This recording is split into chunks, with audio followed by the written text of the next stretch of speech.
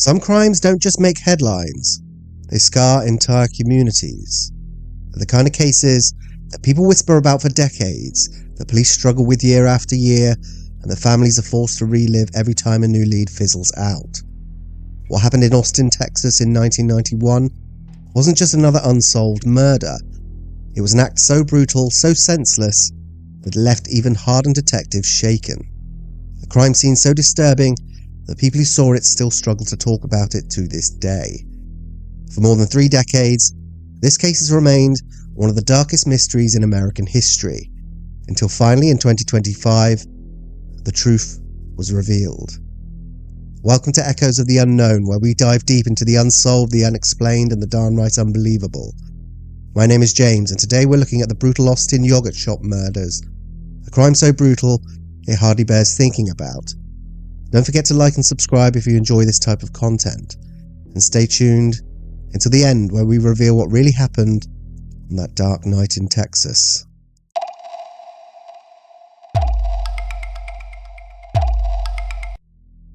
Before this crime became one of the most infamous cases in Texas history, it was just another Friday night for 4 teenage girls in Austin. They weren't famous, they weren't controversial, they weren't living dangerous lives. They were just normal kids, which is partly what makes this whole story so chilling. The 4 victims were Jennifer Harbison, 17, her younger sister Sarah, 15, and their friends Eliza Thomas, 17, and Amy Ayres, 13. They were described as sweet, hard-working, and inseparable. Jennifer and Eliza both worked at the I Can't Believe It's yogurt shop in Austin's North Side, a popular little spot where teenagers picked up shifts and locals stopped in after dinner. Sarah and Amy had just come by to hang out. Jennifer was the kind of older sister who looked out for Sarah but also gave her enough room to grow. She was focused on school, active in extracurricular activities, and had plans for the future that were cut short far too soon. Sarah, just a sophomore at the time, was known for her bubbly personality and her tendency to make friends wherever she went. Eliza was Jennifer's co-worker, a fellow high schooler with a similar drive and ambitions. Friends described her as responsible and dependable, the kind of teen who could be trusted to lock up the yogurt shop at night without a second thought. And then there was Amy.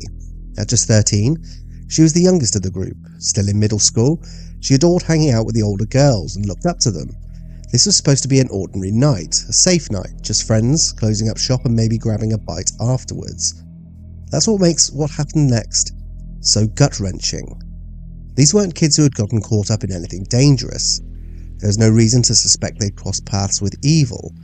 And yet, in the early hours of December 7th, 1991, their lives were violently and brutally taken inside the very yogurt shop where 2 of them worked. It's easy looking back to get lost in the crime itself, the horror, the confusion, the decades of investigation. Before we dive into all that, it's important to remember who these girls were. 4 bright, ordinary teens with their whole lives ahead of them. Lives that should never have ended the way that they did.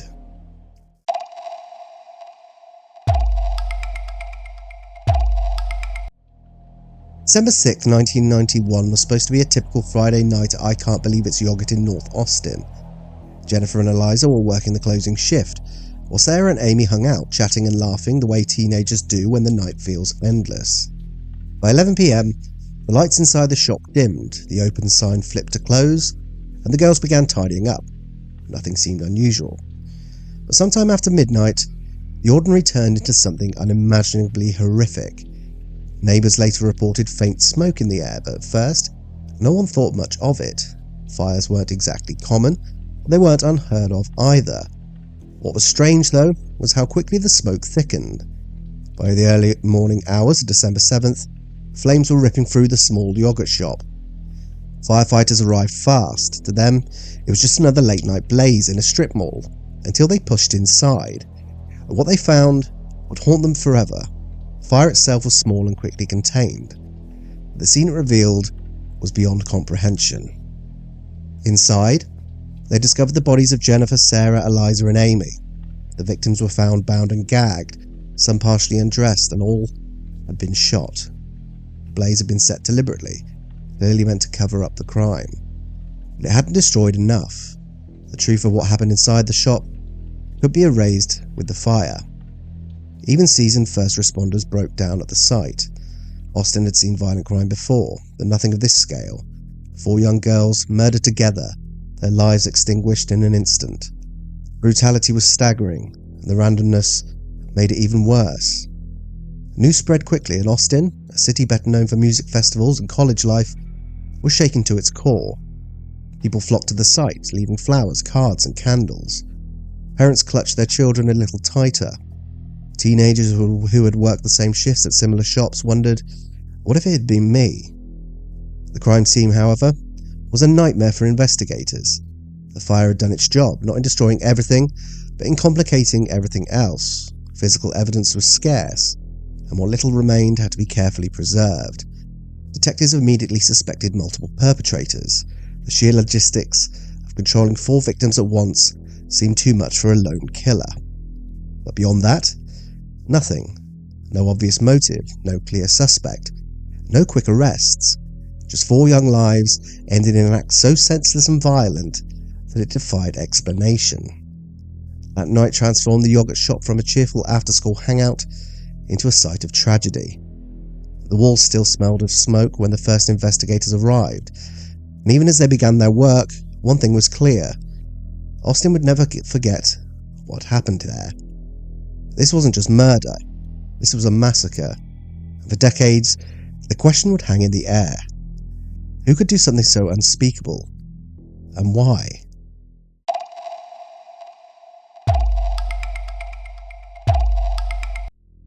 From the very beginning, the investigation into the Austin yogurt shop murders was massive and messy. The sheer brutality of the crime demanded answers, and the community wanted them fast.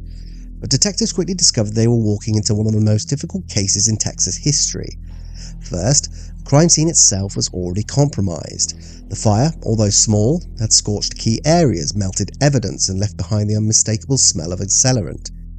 Investigators were able to confirm arson, but finding usable fingerprints or DNA in that burned-out shop was like searching for a needle in a haystack that had already gone up in flames. Still, they worked with what they had. Ballistics testing confirmed the girls had been shot with at least 2 different weapons, strengthening the belief that there were multiple attackers. The bindings used on the victim suggested the killers had come prepared. This wasn't a spur-of-the-moment robbery gone wrong. It felt organised, cold and deliberate. Detectives interviewed anyone connected to the girls, family members, friends, classmates and co-workers. Nothing pointed to a personal grudge. Girls were universally described as kind, outgoing and normal teenagers. That only deepened the horror. They weren't targeted because of who they were. They were targeted because they were vulnerable. The investigation quickly ballooned in size. Police chased down hundreds of tips, some as vague as suspicious man near the strip mall, others more specific, like a white Chevy pickup seen speeding away around the time of the fire. But every promising lead seemed to collapse under scrutiny. Meanwhile, the media descended on Austin. The story wasn't just local anymore. National outlets ran headlines about the yogurt shop killings. The pressure on Austin PD was immense. Detectives were working 18-hour days, combing through mountains of reports, trying to piece together what happened. The FBI was eventually brought in to assist, especially given the potential for multiple suspects and the disturbing possibility that the killers might strike again. But even with the federal resources, progress was painfully slow. The lack of hard physical evidence became the investigation's biggest hurdle. DNA technology in 1991 wasn't what it is today. Profiles weren't as reliable, testing was slower, and databases were limited. The few samples investigators did recover were too degraded to provide a clear match. And so the case began to lean heavily on witness testimony. Unfortunately, witnesses were inconsistent. Some people claimed to have seen men hanging around the shop late that night. Others thought they heard gunshots. But nothing was concrete, and memories shifted over time. What the police did have, however, was a city living in fear. Parents wouldn't let their kids close a shop late at night. Businesses invested in more security. Austin's easygoing reputation took a hit, replaced by an uneasy awareness that danger could strike anywhere and at any time. In the months following the murders, detectives kept returning to one central question. Was this a robbery gone wrong, or something more sinister? A small amount of cash missing from the register suggested robbery may have been part of it. The overkill violence didn't match. Why kill 4 teenage girls execution style for just a few dollars? By the end of the first year, police had thousands of pages of reports, dozens of suspects, and a community desperate for answers. They were no closer to solving the case, and as time went on, desperation would lead them down dangerous paths, ones that resulted in wrongful arrests, false confessions, and years of wasted time.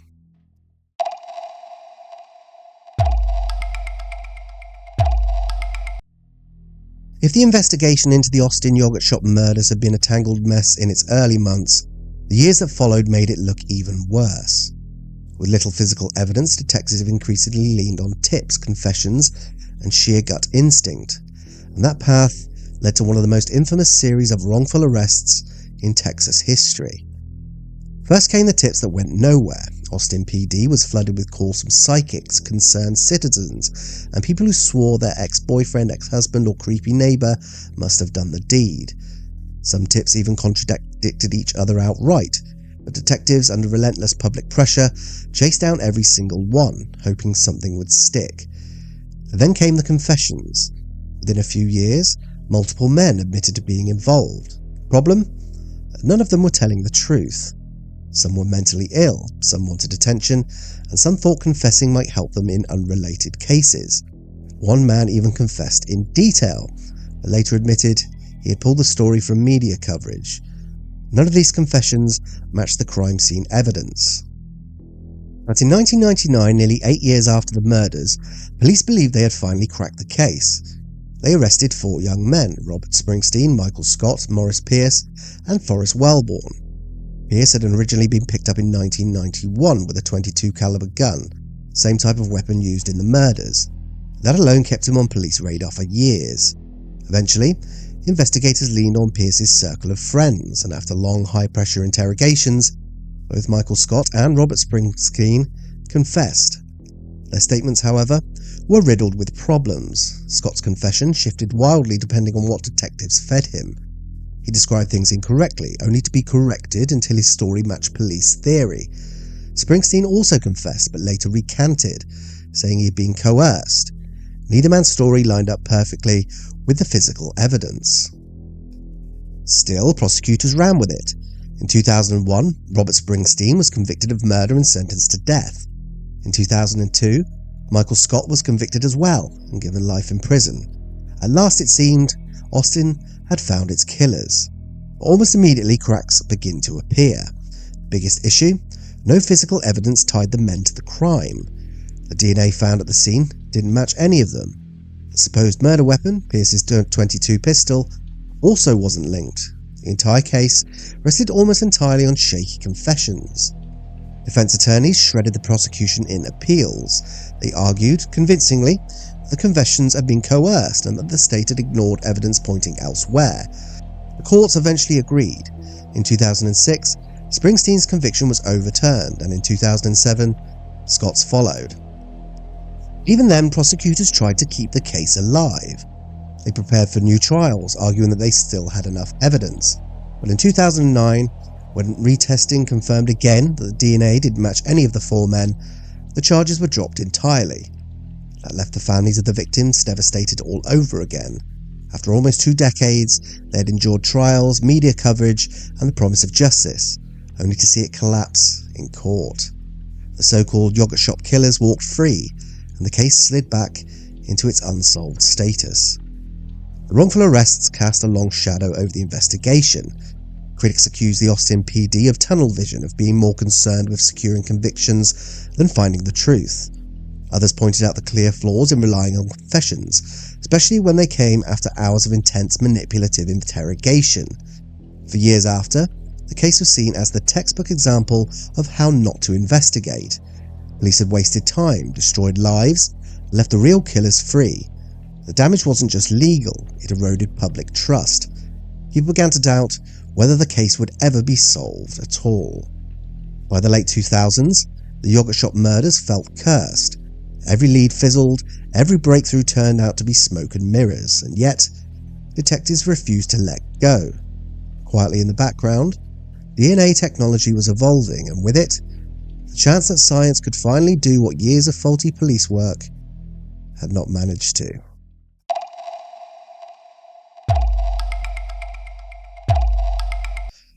For over 3 decades, the Austin yogurt shop murders seemed like the ultimate dead end, a crime so brutal, so messy and so botched by investigation that it felt destined not to rot in the cold case files forever. But then came the slow grind of science, persistence and, frankly, plain luck. And in 2025, 34 years after the fire was put out, Austin police finally had an answer. The suspect's name? Robert Eugene Brashers, and if that name doesn't ring a bell, that's because Brashers never got his chance in court. He'd taken his own life back in 1999 during a standoff with Missouri police. It turns out, though, the man lived a double life as a violent predator, and according to investigators, a serial killer linked to crimes across multiple states. And here's how they got there. Back in 1991, investigators collected SA kits and a handful of fragments from the burned-out shop, including a single .380 shell casing pulled from a drain. DNA technology at the time was in its forensic toddler years. Labs could barely scratch the surface of what we can do now. Most of the evidence was wrecked by the fire itself or the water used to put it out. For years, all detectives had were dead ends, false confessions, and a case file thick enough to choke a horse. In the 2000s, advances in DNA testing led to partial profiles. SDR testing, which looked specifically at the male chromosome, excluded the original 4 suspects. Charges against them were dropped, and investigators knew that they were back to square one.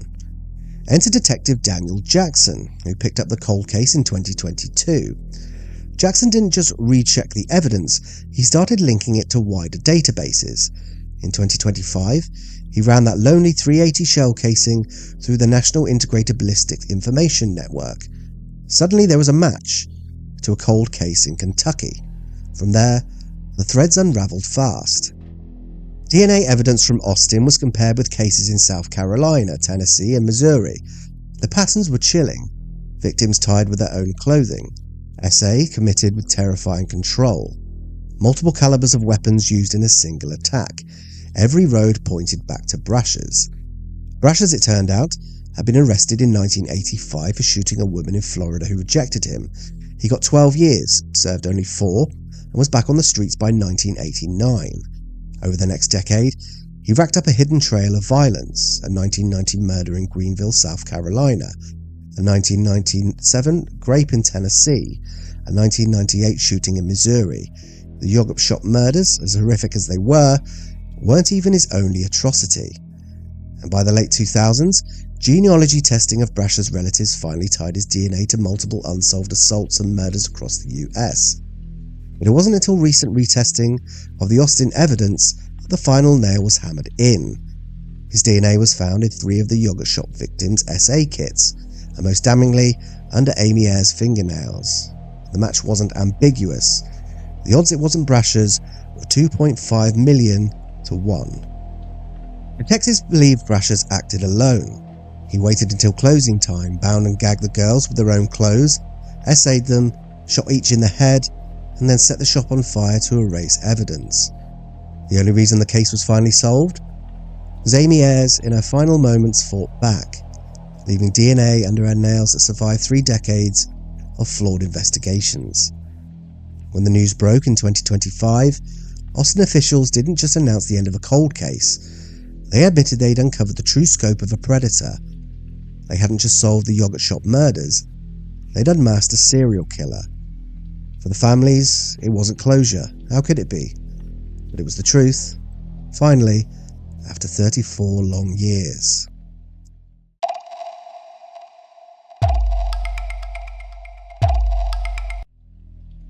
The Austin yogurt shop murders haunted the city for more than 3 decades.